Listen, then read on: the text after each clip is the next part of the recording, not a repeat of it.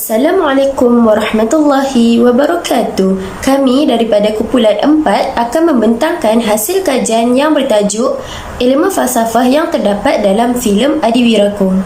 Baiklah, kita pergi kepada pengenalan. Di dalam bab ini, penulis membincangkan mengenai latar belakang kajian berdasarkan filem Adiwiraku, persoalan kajian, objektif kajian dan skop kajian. Kita teruskan kepada latar belakang kajian.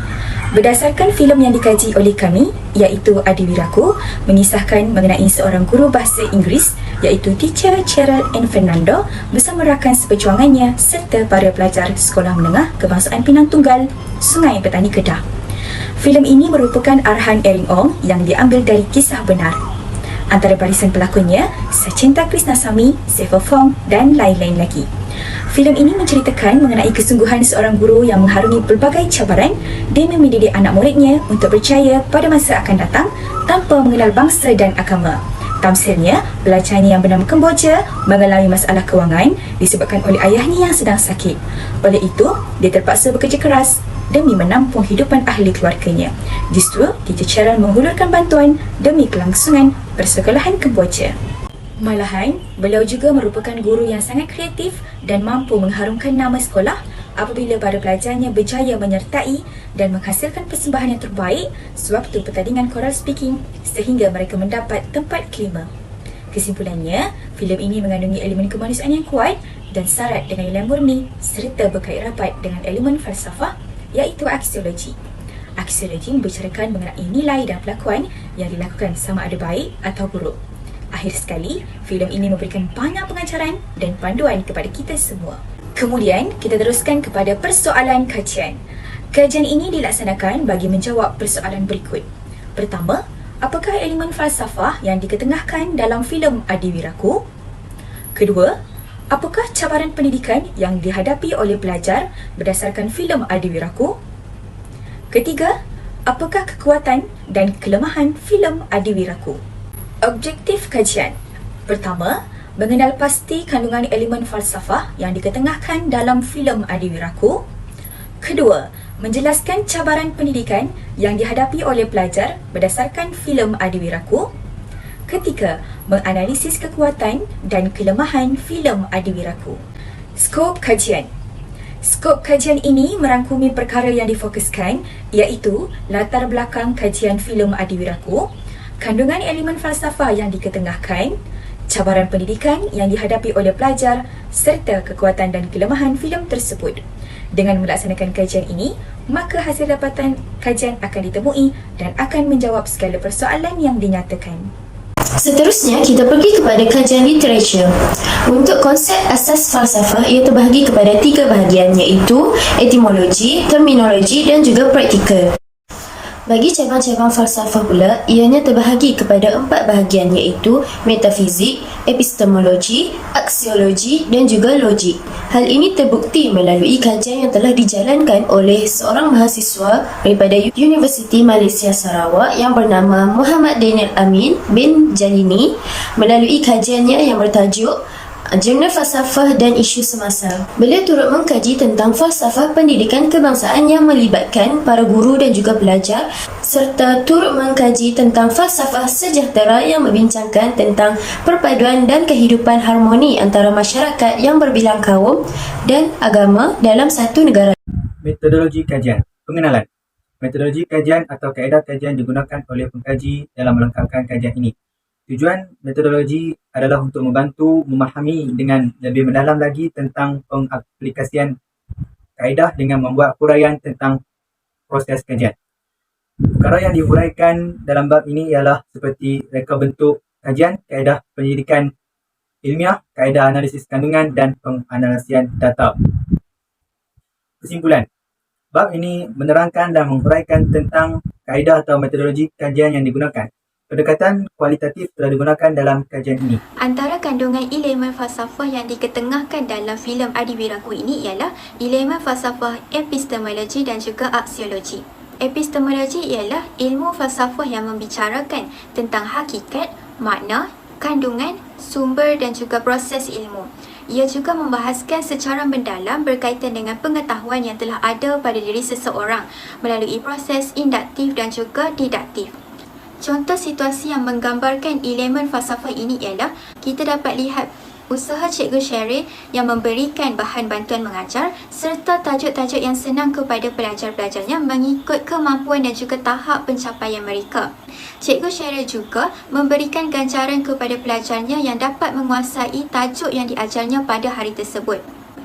Elemen kedua yang diketengahkan dalam filem ini adalah aksiologi.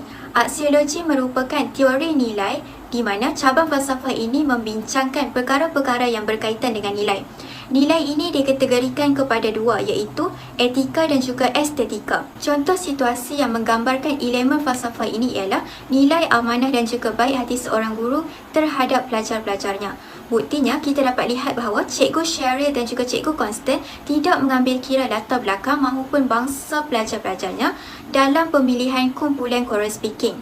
Antara cabaran yang terdapat di dalam filem Adiwiraku adalah tahap penguasaan bahasa Inggeris yang rendah di dalam kalangan pelajar kerana pelajar tidak mempunyai minat yang mendalam terhadap bahasa Inggeris. Penguasaan bahasa Inggeris sangat penting kerana bahasa Inggeris telah diiktirafkan sebagai bahasa dunia dan kelemahan pelajar Melayu terletak pada masalah penguasaan bahasa Inggeris untuk pertuturan dan komunikasi.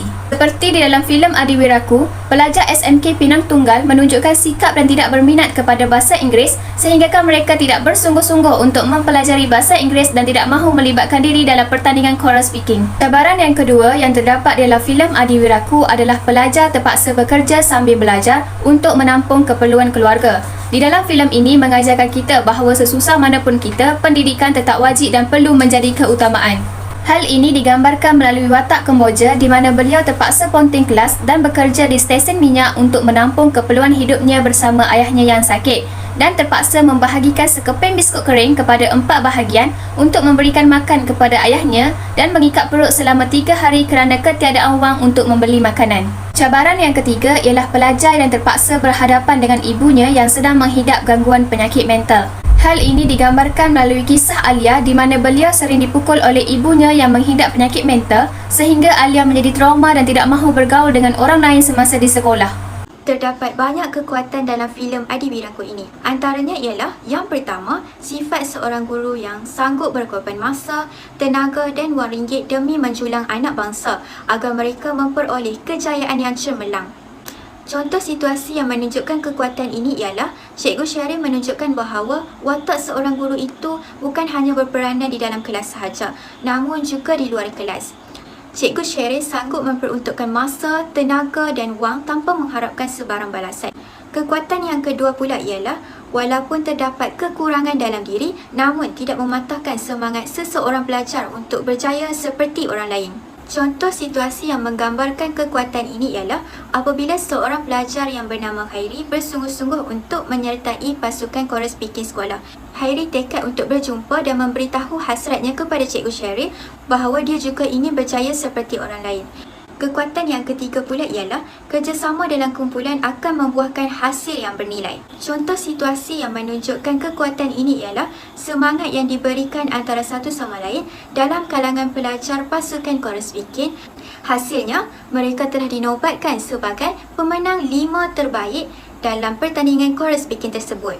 Kelemahan yang terdapat dalam filem Adiwiraku ialah sikap segelintir pelajar yang tidak menghormati dan berkelakuan biadab terhadap guru. Seperti di dalam filem ini, pelajar SMK Pinang Tunggal mempunyai masalah disiplin yang teruk sehinggakan ada sesetengah murid yang bersikap pemarah dan sanggup membaling kerusi keluar kelas. Hal ini jelas menggambarkan bahawa perbuatan itu tidak sopan dan tidak menghormati guru. Kelemahan yang kedua yang terdapat dalam filem Adiwiraku ini ialah terdapat budaya membuli pelajar di sekolah. Perbuatan menghina rupa fizikal seseorang atau disebut sebagai body shaming turut termasuk dalam perbuatan membuli. Seperti di dalam filem ini, Zidan merupakan salah seorang mangsa buli di SMK Pinang Tunggal.